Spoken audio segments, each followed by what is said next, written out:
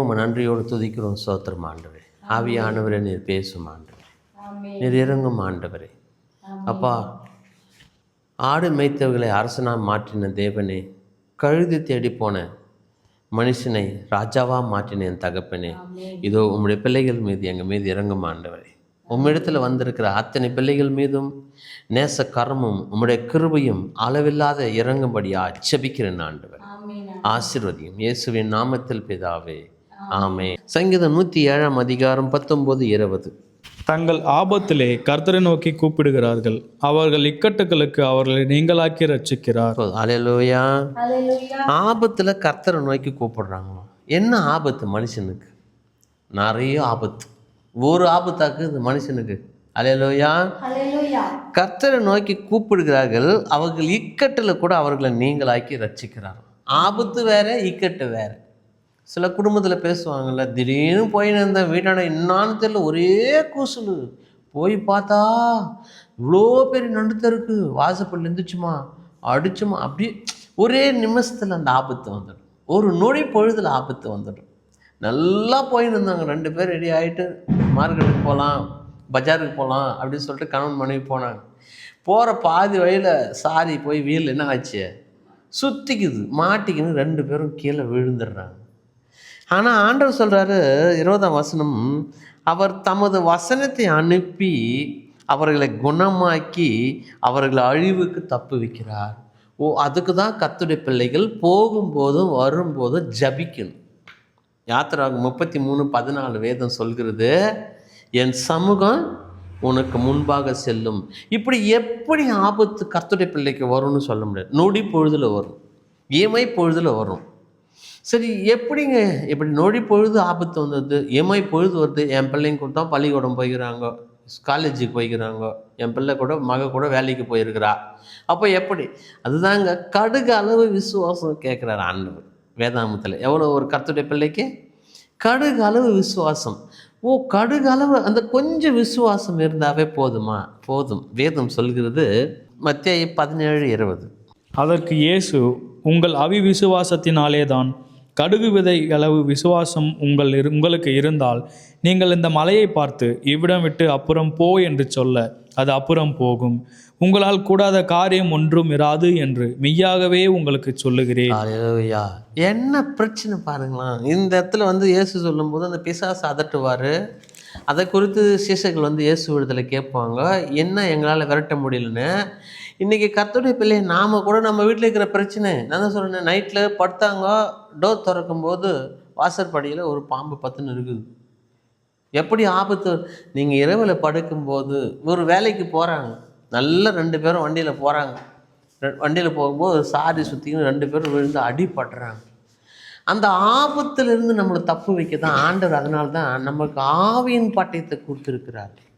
அவன் சாத்தான் கையிலேருந்து நம்ம மேலணும். பிசாசு யாரை விழுங்கலாம்னு சுற்றி திரிகிறானோ, எங்கேயா யாரையாகிலும் அவன் என்ன பண்ணணும்?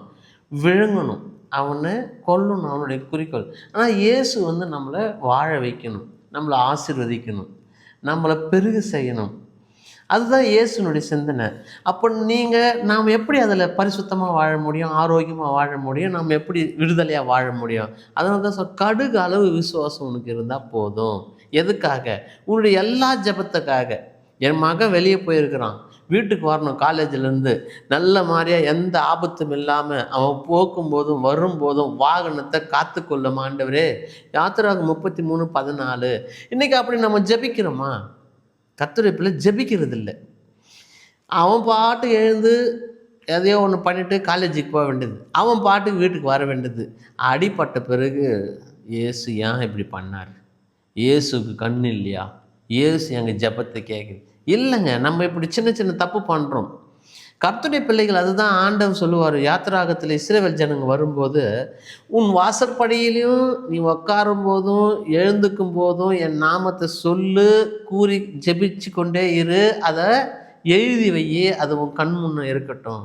அப்போ கர்த்தருடைய பிள்ளை நாம் கூட போகும்போது வரும்போது, நம்ம பிள்ளைகள் ஒரு வேலை ஸ்தலத்துக்கு போகும்போது, எந்த காரியத்தை செய்யும்போது ஒரு ஜெபிக்கணும், தகப்பன் இடத்துல ஒப்பு வைக்கணும், அவரிடத்தில் நம்ம விண்ணப்பத்தை இறக்கி வைக்கணும். அங்கே வேதம் சொல்லுது, அதே லூக்கா 17ஆம் அதிகாரம் 5ஆம் வசனத்தில், அப்பொழுது அப்போஸ்தலர் கர்த்தரை நோக்கி, எங்கள் விசுவாசத்தை வர்த்திக்க பண்ண வேண்டும் என்றார்கள்.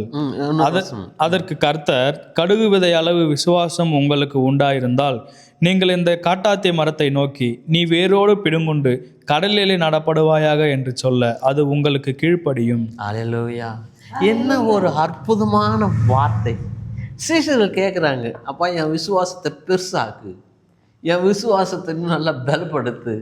இல்லைங்க, நீ கண்களை மூடி 2 பேர் 3 பேர் ஒருமனப்பட்டு நீங்கள் எந்த காரியத்துக்குன்னா கேளுங்களா, அவரால் கூடாத காரியம் ஒன்றுமே இல்லை. அடுத்து சொல்கிற, கடுகு அளவு விசுவாசத்தோடு கேளுப்பா. விசுவாசிகளால் நடக்கும் அற்புதங்களும் அடையாளங்களும், நவமான பாஷையை பேசுவார்கள், சாவுக்கு ஏதுவான யாது ஒன்றும் அவர்களை அணுகாது. மார்க் 16, 17, 18. அல்லேலூயா! அப்போ விசுவாசிக்கிறவங்களுக்கு இவ்வளோ அற்புதம் இருக்குதா? அதுதான் சீசர்கள் அங்கே கேட்கும்போது அப்போஸ்தலர் கர்த்தரை நோக்கி, எங்கள் விசுவாசத்தை இன்னும் கொஞ்சம் பெருசாக்குங்க. விசுவாசத்தெல்லாம் பெருசாகணும். நம்ம மனதில் தான் நம்ம சிந்தனை. ஒரு சின்ன காரியம் செய்யும்போது, ஆண்டவர் இதை கொடுத்தீங்கப்பா, என் மகன் இந்த கிளாஸ் பாஸ் ஆகிட்டான்ப்பா, நல்ல ஒரு காலேஜ் எனக்கு கொடுத்தீங்கப்பா, என் மகளுக்கு நல்ல நான் எதிர்பார்க்காத இடம் சம்மந்தம் கிடச்சிச்சு, அந்த என் மகன் அங்கே சந்தோஷமாக வாழறா. அந்த விசுவாசம், நான் உம்மிடத்தில் ஜெபிச்சேன்ப்பா, நான் உம்மிடத்தில் வேண்டிக் கொண்ட ஆண்டவரே, எங்கள் ஜெபத்தை கேட்டீங்களே. அந்த விசுவாசம், அதுதான் ஆண்டவர் கேட்குறார். விசுவாசம் இல்லாத அற்ப விசுவாசிகள் கூட இருக்கிறாங்க. அதை குறித்து தேவன் சொல்கிறாரு. மத்தேயு 6ஆம் அதிகாரம் 30ஆம் வசனம். விசுவாசத்தில் எத்தனை விதங்கள் இருக்கிறது. நாம் எந்த விசுவாசத்தில் இருக்கிறோம் அதை கர்த்தருடைய பிள்ளைகள் புரிஞ்சுக்கணும்.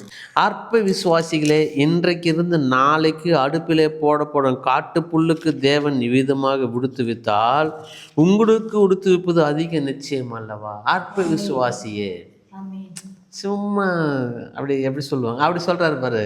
எதுக்கு சந்தேகப்படுறியே, இது நடக்குமா நடக்காதான்னு, என்ன ஆசீர்வதிப்பாரா ஆசீர்வதிக்க மாட்டாரான்னு, என் பிள்ளைக்கு இப்படி நடக்குமா, என் வாழ்க்கை இப்படி இருக்குமா, இல்லை சுகம் ஆகுமா? விசுவாசியுங்கள். கடுகளவு விசுவாசம். நாங்கள்லாம் ஜெபிப்போம். எங்ககிட்ட எத்தனையோ பேர் ஜெபத்துக்கு வருவாங்க. வயிற்றில் அப்படியே 2 கிலோ 3 கிலோ அளவுக்கு கட்டி அந்த தொப்புளுக்கு கீழே எப்படி பெருசாக வந்துட்டு இருக்கும். அவங்க பயப்படுவார். அவங்க மரணத்தில் இருக்கிறாங்க. அந்த வியாதி இருக்கிறவங்களுக்கு தானே அந்த கொடூரம் தெரியும். அந்த வியாதியின் கஷ்டம் அவங்களுக்கு தானே புரியும். அப்போ நான் சொல்லி ஜெபிப்பேன். எப்படி ஜெபிப்பேன்னா, உண்மையாகவே கர்த்தர் வல்லமை உள்ளவர். ஒரு மரித்தவனை லாசரு என்கின்றவரை கொண்டு போய் கல்லறையில் வச்சு 4 நாள் பொத்து அவனை எழுப்பி வெளியே வா, எழுந்து வா லாசருன்னு எழுப்புகிற ஆண்டவர் கட்டி எடுக்க அவருக்கு எவ்வளோ நேரம் ஆகும்? அவர் அழிவுக்கு விலக்கி விட்டு உன்னை தப்பு வைக்கிற ஆண்டவர் என்ற வேதம் சொல்லுது. சங்கீதம் 107, 19, 20. இந்த மனுஷனுக்கு கஷ்டம் வந்துச்சு இல்லை, துக்கம், அழிவு, வேதனை, கட்டு, அதுலேருந்து விடுவிக்கிறாரோ நம்மளை. எல்லாருக்கும் இருக்கும் ஒரு கஷ்டம், ஒவ்வொரு வேதனை. கஷ்டம் இல்லாத, வேதனை இல்லாமல், துன்பம் இல்லாத மனுஷனே கிடையாது. அத்தனை பேருக்கு இருக்கும். அதுலேருந்து விடுவித்து அந்த வசனத்தை அனுப்பினா விடுவித்துறாரு.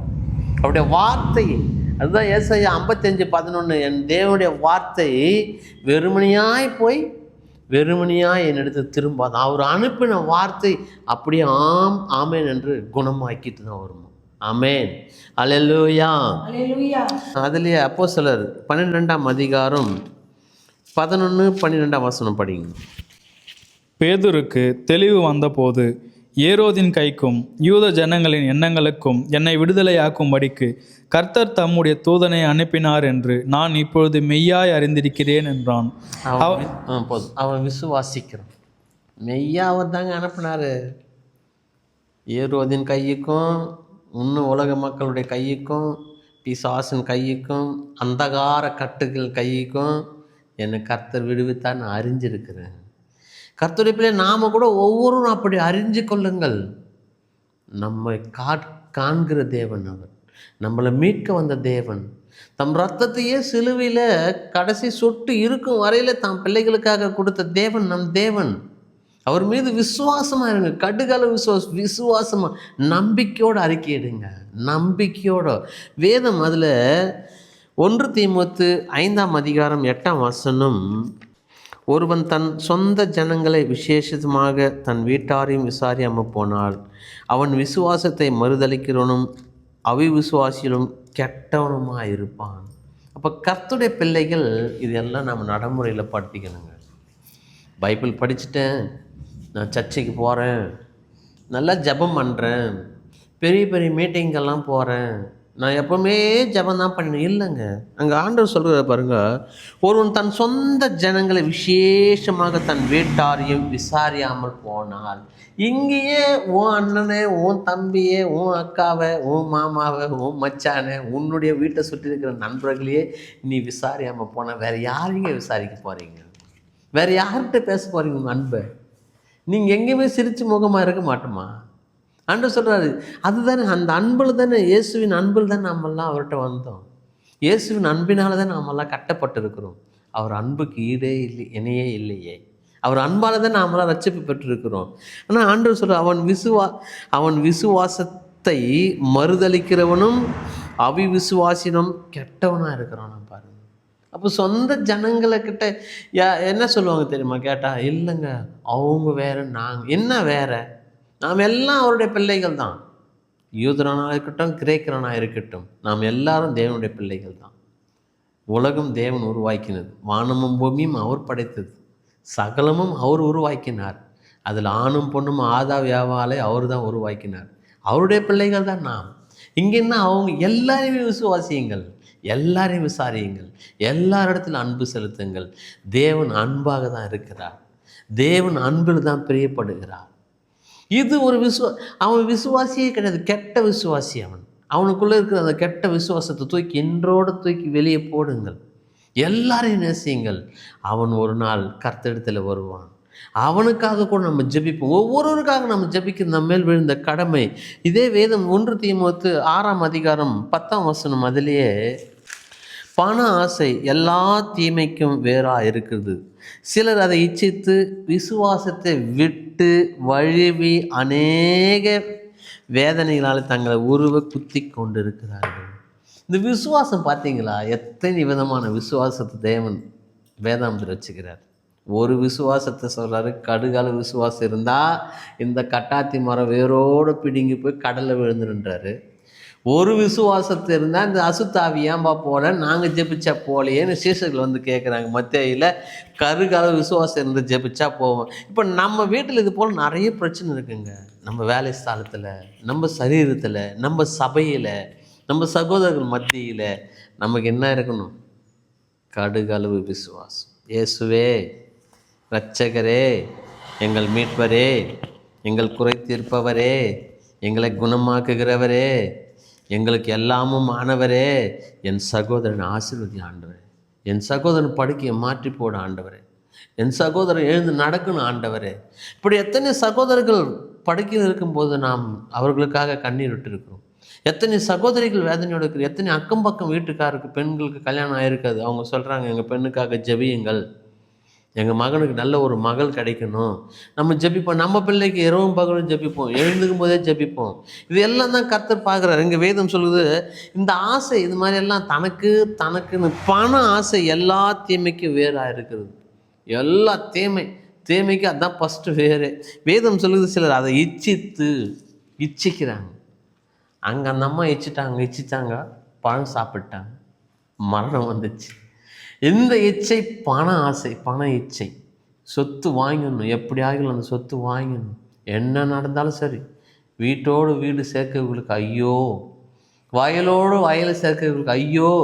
நாம் சந்தோஷத்தை விதைப்போம், சமாதானத்தை விதைப்போம், அன்பை விதைப்போம். இயேசு அன்பு தான் விதைத்தார் இந்த பூமியில். இயேசுவின் நாமத்தினால நாம் அன்பை விதையுங்கள். சகோதரர்களை வாழ்த்துங்கள், உங்கள் உற்றார் உறவுகளை வாழ்த்துங்கள். பரவாயில்ல, அவங்க பேசணும், நம்ம பேசணும், என்ன குறைஞ்சிட்டு போகிறோம்? மரிச்சிட்டு பிறகு யாருக்கிட்ட பேசணும், யாருக்கிட்ட பேசணும், நம்ம என்ன வந்து பார்க்கவா போகிறோம்? அல்லேலூயா. எல்லார்கிட்டையுமே பேசுங்க, யாரையுமே பொறுமை தள்ளாதீங்க.